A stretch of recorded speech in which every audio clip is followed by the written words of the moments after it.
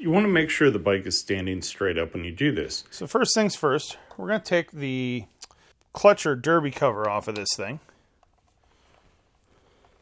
This takes a T25 Torx bit. So I already went around and broke all these free.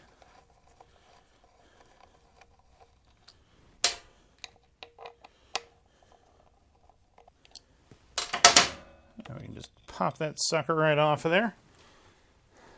Now we can reinstall the clutch cover, clutch/derby cover.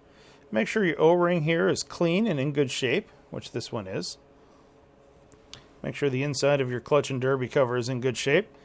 Should be able to put that up in there and set it right into place. Now you want to make sure you start all these screws in before you tighten any of them down. Then when you do tighten them down, you want to go in a crisscross pattern. You know, think star-shaped. Otherwise, if you just tighten one down, this thing could go crooked, and then it won't properly seal.